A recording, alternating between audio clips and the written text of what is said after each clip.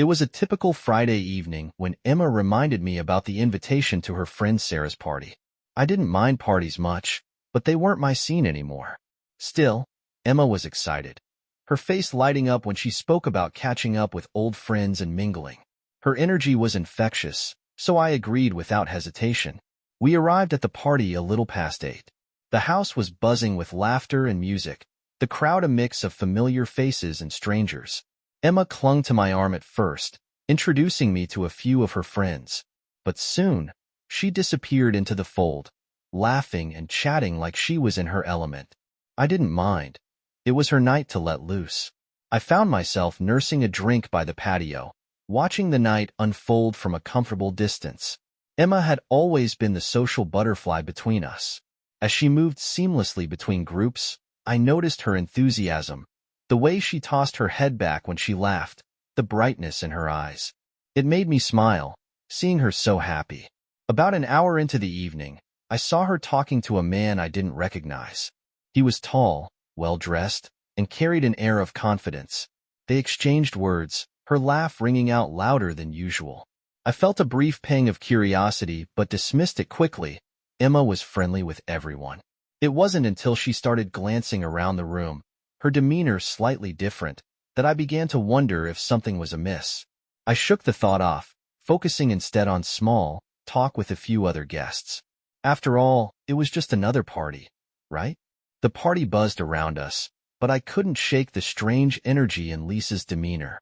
She seemed more animated, her gestures more fluid, and her eyes darted toward the room where she'd just been speaking with the stranger.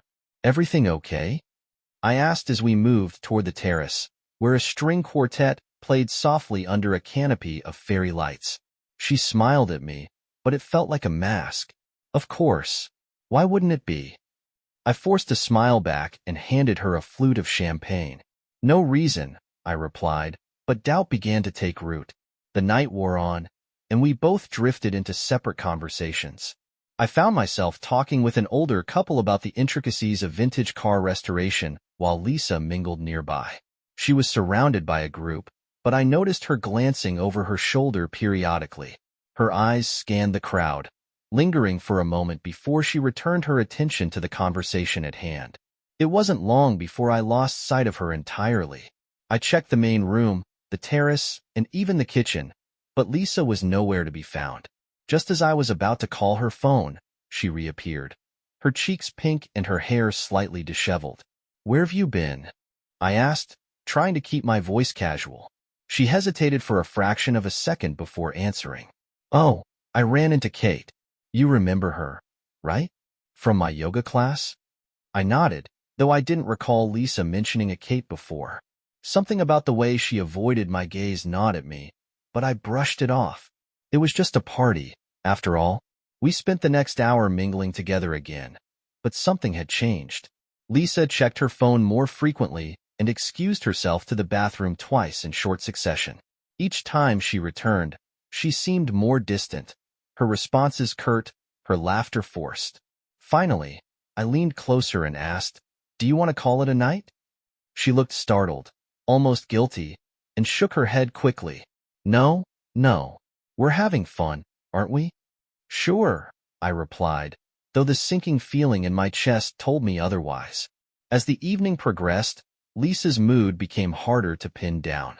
One minute, she was animated and vibrant, the life of the conversation. The next, she seemed distracted, her eyes scanning the room with a subtle urgency. I tried to ignore it, chalking it up to the buzz of the night, but the nagging feeling persisted. At one point, she excused herself again, this time under the pretense of heading to the bar for another drink. I watched her go, weaving through the crowd, her emerald dress shimmering under the chandeliers. My gaze lingered until I lost her in the throng of people. Minutes ticked by, and I decided to follow. Grabbing my jacket, I made my way toward the bar, but Lisa wasn't there. I checked the nearby sitting areas and even stepped out onto the patio, but there was no sign of her. My heart began to pound. I told myself she must be catching up with a friend or exploring the expansive venue, but a small voice in my head whispered something darker. Pushing those thoughts aside, I moved back toward the main hall. That's when I spotted him. The man Lisa had been speaking to earlier stood near the rear exit, his posture casual yet alert, as though he was waiting for someone. He glanced at his watch, then toward the hallway leading to the coat room and the back entrance. Moments later, Lisa appeared from that very hallway. She hesitated when she saw him, but quickly crossed the distance between them. I froze, half hidden behind a large floral arrangement. They exchanged a few words I couldn't make out, and then, together, they slipped out the back door. My stomach dropped. For a moment, I couldn't move, couldn't think. It felt as though I were standing on the edge of a precipice, peering into a chasm I wasn't ready to acknowledge. I shook myself out of it and walked toward the back door, stopping just short of stepping outside. My mind raced with excuses for what I'd just seen. Maybe it was nothing. Maybe she'd just stepped out for air, and he happened to follow. Maybe. I turned back toward the party, forcing myself to stay. Confronting her now, with nothing but assumptions, would lead nowhere. I decided to wait. She'd come back, and I'd get my answers then. I returned to the party, but everything felt off. The laughter seemed too loud, the music too distant, as if I were observing it all through a fog. I tried to join a conversation, nodding at the right moments, but my mind was elsewhere. My eyes darted to the back door every few minutes, hoping to see Lisa walk through it with an innocent explanation. But she didn't. Minutes turned into an hour, and my patience wore thin. I checked my phone, but there were no messages from her. I considered calling, but something held me back. A stubborn refusal to be the jealous husband, to acknowledge the gnawing suspicion growing inside me. I stepped outside, the crisp night air a sharp contrast to the warmth inside. The terrace was empty, save for a few partygoers laughing softly near the edge of the lake. I leaned against the railing, staring out at the water. My mind replayed the moment she disappeared with the stranger. Was this my imagination running wild? Or was there something tangible beneath my unease? The door creaked open behind me. I turned, half expecting it to be Lisa, but it was the host, a glass of wine in hand. He smiled warmly. "Beautiful night, isn't it?" he said, joining me at the railing. "Yeah," I muttered, trying to sound casual. "It's a great party. Thanks." He took a sip of his wine, his gaze following mine to the water. "Haven't seen your wife around for a bit. Everything okay?" I forced a smile, feeling a twinge of embarrassment. "She's around, probably catching up with someone." The host nodded, though his expression lingered a little too long. I felt exposed, as if he could sense my growing unease. After a few more pleasantries, he wandered back inside, leaving me alone with my thoughts. It was nearing midnight when Lisa finally returned. She walked in through the main entrance, her cheeks flushed and her hair slightly tousled.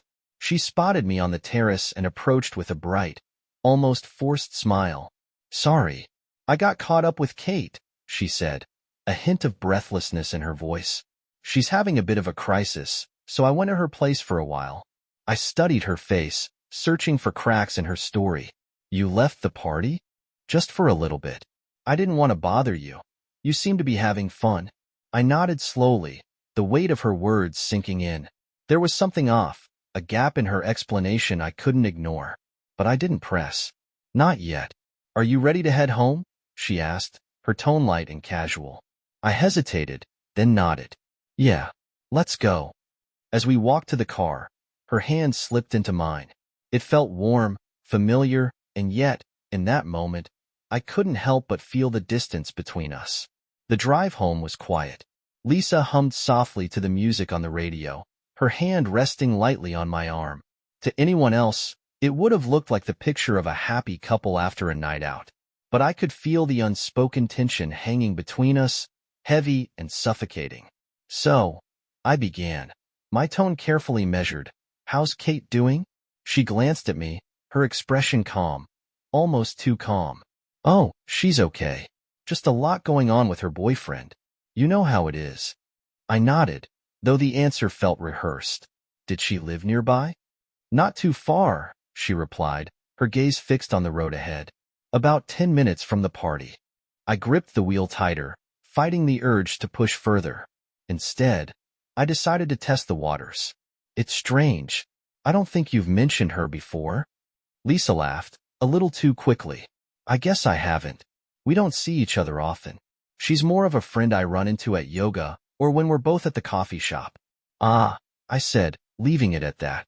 But the explanation only deepened my unease. When we arrived home, Lisa kicked off her heels and sighed, stretching as though nothing unusual had happened. That was fun, she said, heading to the kitchen to pour a glass of water. We should go out more often. I followed her, leaning against the doorway.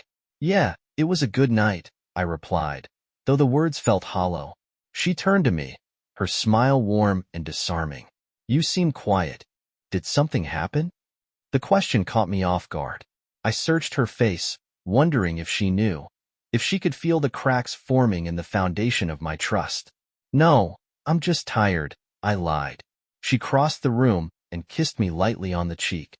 Get some sleep, she said softly before heading upstairs. I stood in the kitchen, staring at the glass of water she'd left behind. Doubt churned in my gut, a toxic mix of suspicion and fear. If she was lying, what did that mean for us?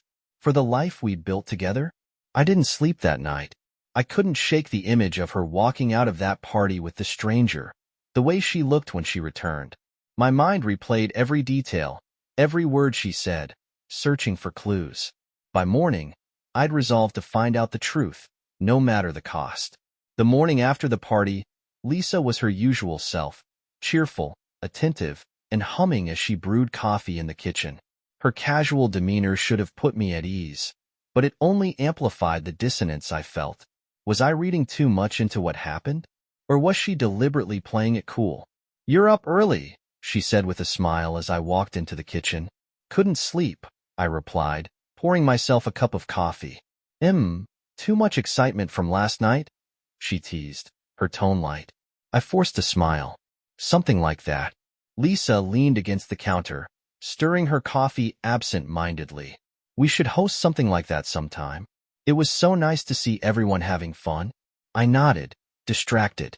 I couldn't keep my mind from replaying her disappearance, the stranger, her flushed return. The pieces didn't add up. I decided to dig deeper. After breakfast, I pretended to browse through my phone but was actually reviewing the call and text history on our shared account. Lisa's records showed nothing unusual, no unfamiliar numbers, no late-night calls. But her messaging app, the one she favored for casual chats, didn't sync with the account. I'd have to get creative if I wanted answers. The following day, I mentioned the party while we were cleaning up after dinner. I didn't get a chance to talk to everyone, I said casually. Do you remember who that guy was? The one you were chatting with near the bar? Lisa barely paused. Oh, that was Ethan.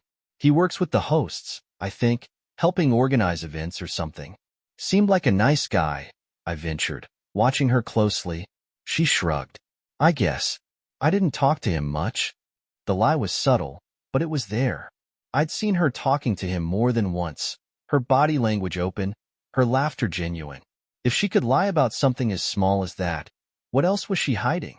I waited for her to go to bed before I began my next step. I logged into her laptop, which she rarely used but left connected to the home network. It didn't take long to find what I was looking for, an unfamiliar messaging app she must have downloaded recently. I opened it, and my heart sank. The most recent conversation was with someone named E. The messages had been mostly cleared, but one phrase lingered at the top of the thread. Last night was incredible. I can't stop thinking about you. I stared at the screen, my breath caught in my throat. My hands trembled as I clicked on the profile. It was him, the stranger from the party. The words on the screen burned into my mind. Last night was incredible. I can't stop thinking about you. There was no mistaking the context, no room for doubt. My pulse thundered in my ears as I scrolled through the sparse remnants of the conversation, but most of it had been wiped clean. Still, the fragments that remained told a story. Plans hastily made, a location confirmed, and a timestamp that aligned perfectly with the hours Lisa had been missing at the party. My stomach churned, and I closed the laptop with shaking hands. For a while, I just sat there, staring at nothing. This wasn't paranoia anymore. It was reality. The trust I'd placed in Lisa, the foundation of our marriage, was crumbling before me. And yet, I wasn't ready to confront her, not without knowing everything. The next day, I began to notice things I might have overlooked before. Lisa was more attentive than usual, her smiles a little too bright, her touches lingering longer. Was it guilt? A pretense to cover her tracks? I didn't know, but it only made me more determined. While she went out for her usual afternoon errands, I took the opportunity to dig further. Her phone was the next logical step. She always kept it on her, but she left it charging in the living room. My hands trembled as I picked it up, unlocking it with the code I knew by heart. The messaging app I'd found on her laptop was buried in a folder of innocuous-looking apps. When I opened it, I found nothing. The entire conversation with E had been deleted. But the app's settings revealed one crucial detail: location sharing. She had been sharing her location with E during the hours she was helping Kate. I copied the data to my own phone, my chest tightening with every passing second. By the time Lisa returned home, I'd put everything back in place. She greeted me with a kiss on the cheek, oblivious to the storm brewing inside me. "Everything okay?" she asked, her voice warm. "Yeah," I replied, masking my emotions. Just a lot on my mind. That night, I couldn't sleep again. I lay beside her, listening to the steady rhythm of her breathing, feeling the growing distance between us.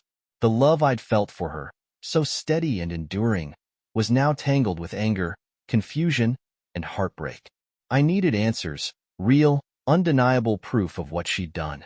And I was going to get them. I couldn't let it go. The weight of suspicion was too much to bear. With every passing day, Lisa's presence felt more like a mockery, a performance I couldn't believe anymore. I needed to know the full truth, and I wasn't going to stop until I had it. The location data I'd copied from her phone showed a pattern: regular visits to a small, nondescript house about 15 minutes from our home. It wasn't far from where the party had been, and the timestamps aligned suspiciously with times Lisa had claimed to be running errands or meeting friends. The following afternoon, I decided to confirm it for myself. I told Lisa I'd be working late and parked a few blocks away from the house in question.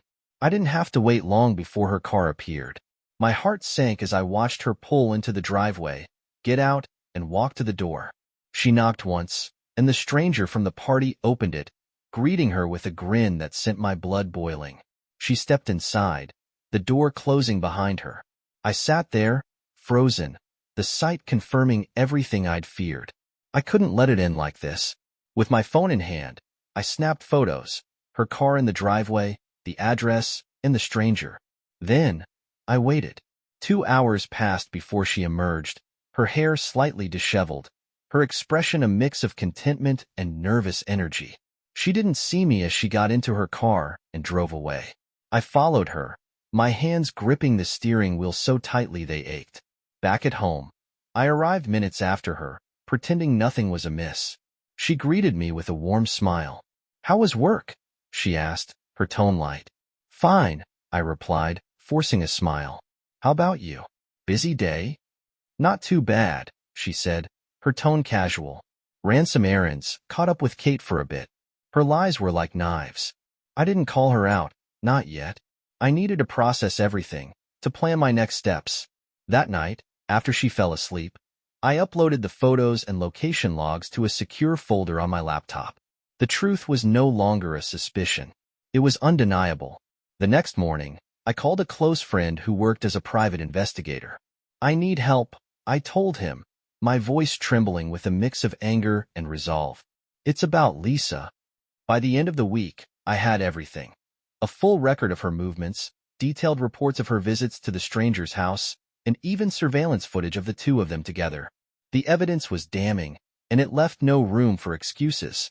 That night, I confronted her. I waited until dinner, keeping my tone light until I couldn't hold it in any longer.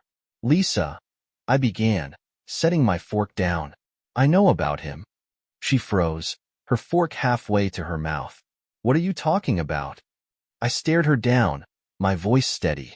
"I know about the stranger from the party. The one you've been seeing." Her face drained of color, her eyes darting to the table. "I don't know what you mean." "Don't," I snapped, my voice rising. "I followed you, Lisa. I know where you went, and I have proof. Stop lying." Tears welled in her eyes, and she buried her face in her hands.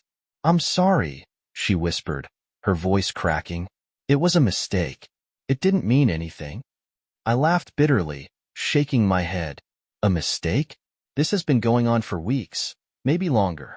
Don't insult me by calling it a mistake. She looked up at me, her face streaked with tears. Please, let's talk about this. We can fix it. But as I stared at her, I knew there was no fixing this. The person I thought I'd married had shattered my trust, and the life we'd built together now felt like a lie. Lisa's pleas for forgiveness fell on deaf ears. I couldn't listen to her sobs or the hollow promises of change. All I could think about was how she had betrayed me, how she had chosen to jeopardize everything we'd built for a fleeting thrill. Anger simmered beneath my skin, a relentless force driving me to act. That night, I slept in the guest room, though slept was a generous term. I spent hours staring at the ceiling, my mind racing with thoughts of what to do next. Confrontation hadn't brought the closure I'd hoped for. If anything, it had only fueled my desire to even the score. By morning, I had a plan.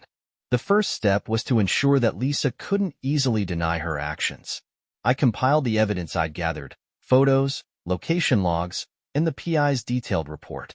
Then, I shared it with my lawyer. We discussed the implications for divorce proceedings, and I made it clear. I wanted everything to be airtight. Lisa wouldn't get the chance to manipulate her way out of this. But that wasn't enough. I wanted her to feel the same humiliation and betrayal she'd inflicted on me. Over the next few days, I began carefully setting the stage. I reached out to a mutual friend, someone who had always admired Lisa and thought highly of our relationship. Over coffee, I told her the truth. She's been seeing someone else, I said, keeping my tone even despite the turmoil inside me. I caught her sneaking around. Her jaw dropped, and her expression shifted to disbelief, then fury. I can't believe it. Lisa? She always seemed so devoted to you. She fooled me too, I said bitterly. I just thought you should know, especially since the truth will come out soon. The word spread quickly after that. Our social circle buzzed with whispers, and Lisa's carefully curated image began to crumble. I knew it was petty, but part of me took satisfaction in watching her squirm as the phone calls and messages began pouring in. She tried to deny it at first, but the evidence was irrefutable. Her lies unraveled as swiftly as her reputation. Still, I wasn't done. The stranger, the man she'd risked everything for, deserved a taste of my wrath, too. A little digging revealed more than I'd hoped for. He was married. Armed with this information, I reached out to his wife.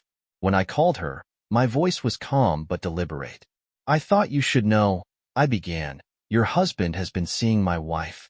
There was a long pause, followed by a shaky, what?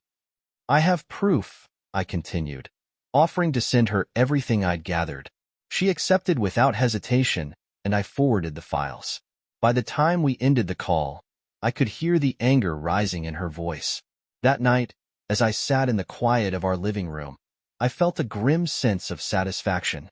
My revenge wasn't about violence or destruction. It was about exposing the truth, ensuring that those who had wronged me couldn't walk away unscathed. Lisa and her lover had made their choices, and now they would face the consequences. But as the weight of my actions settled over me, I couldn't help but wonder, would this be enough? Could revenge truly mend what had been broken inside me? The days that followed were a whirlwind of repercussions, every revelation spreading like wildfire. The stranger's wife didn't hold back. She confronted her husband publicly, airing every detail of the affair for their friends and family to see. Social media posts hinted at a messy separation, and it wasn't long before his professional life began to unravel.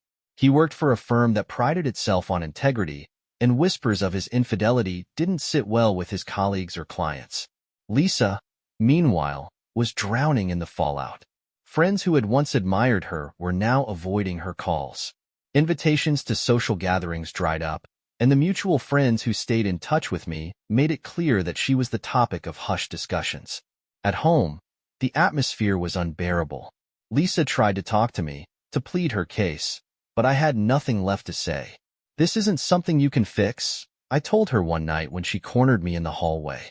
"You destroyed it," she cried, begged, even tried to shift the blame.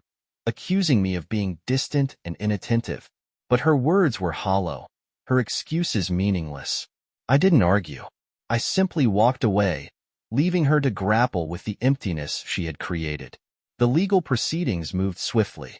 With the mountain of evidence I'd provided, my lawyer ensured the divorce terms were heavily in my favor. Lisa wouldn't be walking away with much. As a final blow, I insisted she move out of our house. I couldn't stand to share a space so tainted by betrayal. When the day came for her to leave, she lingered at the doorway, clutching a box of her belongings. "Do you really hate me that much?" she asked, her voice trembling. I looked at her, feeling a strange mix of pity and anger. "I don't hate you, Lisa," I said evenly, "but I don't love you anymore either. And I'll never trust you again." She didn't respond. She simply nodded, tears streaming down her face as she walked out the door for the last time. With Lisa gone, the house was quieter, but the silence was a double-edged sword. Part of me felt free, liberated from the weight of her lies. Yet, there was an ache, a hollow space where our life together had once been.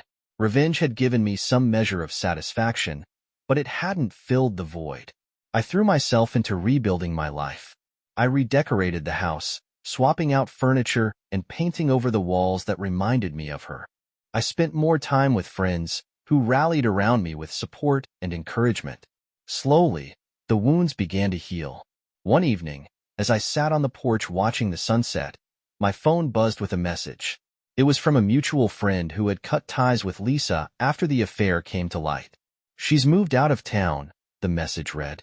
"Said she couldn't handle the judgment anymore. I just thought you'd want to know." I stared at the message for a long time, feeling a strange sense of closure.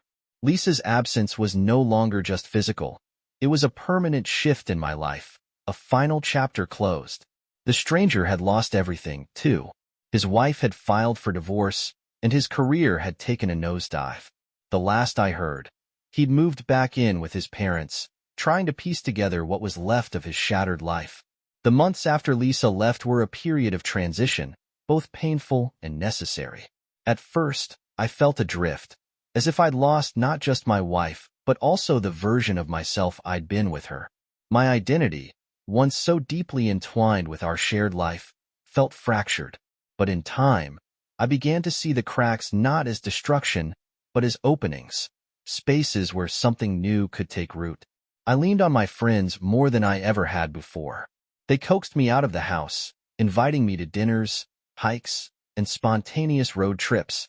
Slowly, the laughter returned, the kind that reached deep and felt real.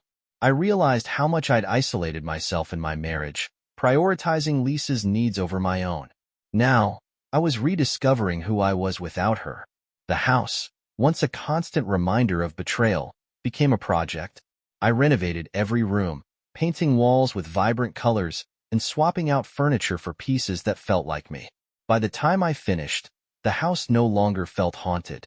It was mine, a place of healing rather than pain. The stranger and Lisa both faded from my life. Occasionally, I'd hear bits of news. Lisa had moved out of state. The stranger had started over in a new city. But those updates didn't carry the sting they once had. They were just facts, detached from my emotional world. I also started therapy, a step I'd resisted at first but now see as crucial.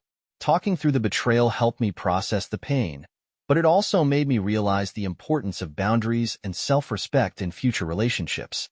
My therapist reminded me that healing isn't linear and that it's okay to carry scars. They're proof of survival, not failure. One afternoon, while walking in the park, I met someone. Her name was Claire, and our meeting wasn't dramatic. No love at first sight moment, just a casual conversation about the weather. But something about her felt easy and light. We exchanged numbers, and over the weeks that followed, our connection grew. Claire didn't feel like a replacement for Lisa. She felt like a reminder that life continues, that love, genuine and mutual, can still exist after heartbreak. Looking back now, I see how much I've changed. Betrayal may have broken me temporarily, but it also forced me to rebuild with stronger foundations. I'm more cautious now, but also more intentional, valuing honesty and loyalty in a way I never fully understood before. If there's one thing I've learned, it's this. Life doesn't end with betrayal. It's messy and painful, but it's also resilient. From the ruins, new possibilities emerge, and while the scars remain, they don't define the whole story. For the first time in a long while, I feel hope, not just for love, but for myself, for the life I'm creating one step at a time.